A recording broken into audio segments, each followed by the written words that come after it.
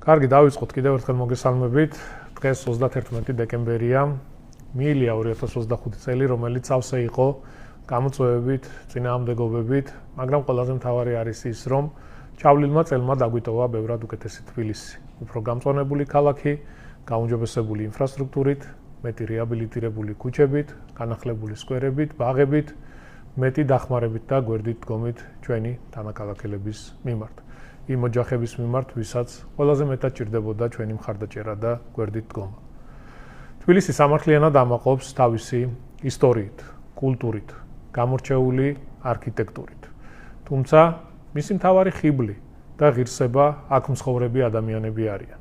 ადამიანები, რომლებიც ქმნიან ჩვენი ქალაქის რეალობას. ამდენად, მეგობრებო, ყველა პროექტი, ყველა რეფორმა თუ გადაწყვეტილება, რაც გაგვიხორციელებია, ემსახურება თბილისელების კეთილდღეობას, მათთვის ღირსეული საცხოვრებელი გარემოს შექმნას. სამუშაო, რომელიც მუნიციპალიტეტმა მიმდინარე წელს გასწია, თამამად შემიძლია ვთქვა, რომ არის საფუძველი საიმისოდ, რათა 2026 წელი თბილისისთვის იყოს გაცილებით წარმატებული.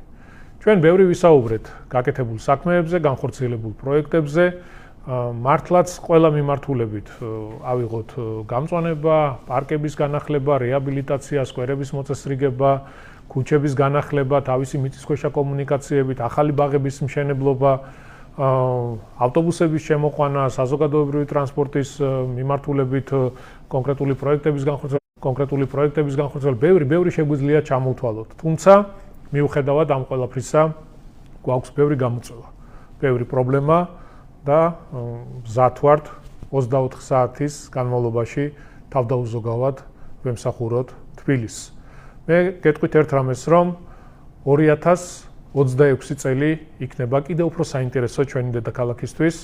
გაგეგმილი გვაქვს საკმაოდ მსხვილი მასშტაბური პროექტების განხორციელება და საზოგადოებას, რა თქმა უნდა, ეტაპობრივად მივაწვდით ყველა პროექტთან დაკავშირებით შესაბამის სიახლეებს. აქვე მინდა მოგაწოდოთ ინფორმაცია, ახალი წლის ღამეს საზოგადოებრივი ტრანსპორტი გახანგრძლივებულ რეჟიმში იმუშავებს. აღნიშნულ პერიოდში, როგორც თბილისის მეტრო, ისე ავტობუსები მგზავრებს უფასოდ მოემსახურება. ასევე, რაც შეეხება საახალწლო გალა-კონცერტს, წელს სატელევიზიო ფორმატის იქნება და მაყურებელი მას დღეს ღამით, რა თქმა უნდა, იხილავს. გალა-კონცერტი ერთის მხრივ არის საჩუქარი მოსახლეობისთვის, მეორეს მხრივ კი ეს არის ხელშეწყობა და დახმარება ქართველი მუსიკოსებისთვის, მომღერლებისთვის. ვფიქრობ, აქ ზედმეტია ახსნა განმარტება თუ რატომ იმართება სატელევიზიო ფორმატით. ამ საზეიმო წუთებში არ გადაღლით მძიმე თემებით, ვიტყვი მხოლოდ ერთს. ასე იქცევა პასუხისმგებლიანი ხელისუფლება, რომელიც ცდილობს თავიდან აარიდოს ადამიანებს ბულინგი და შეურაცხყოფა, რაც არაერთხელ ვიხილეთ, თუნდაც იგივე მუსიკოსების მიმართ. და ბოლოს, მეგობრებო, მინდა მადლობა გადავუხადო თბილისის მუნიციპალიტეტის თითოეულ თანამშრომელს, თბილისის ერთგულებისთვის, კეთილსინდისიერი შრომისთვის. მეგობრებო, სწორედ თითოეული თქვენგანის შრომაზე დგას თბილისი. მადლობა პროფესიონალიზმისთვის და ქალაქის სიყვარულისთვის. განსაკუთრებული მადლობა გეკუთვნით თქვენ, თბილისელებს, რომლებმაც გვანდეთ ამ ქალაქის ბედი და წლებია თქვენი მხარდაჭერით გვაძლიერებთ. მადლობა მოთმინებისთვის, რაც ყოველი ინფრასტრუქტურული პროექტის მიმდინარეობით გამოწვეულ დისკომფორტს მოაქვს. ყველა ცვლილება, რომელიც დედაქალაქის სასიკეთოდ განხორციელდა, თქვენი ჩართულობისა და თანადგომის შედეგია.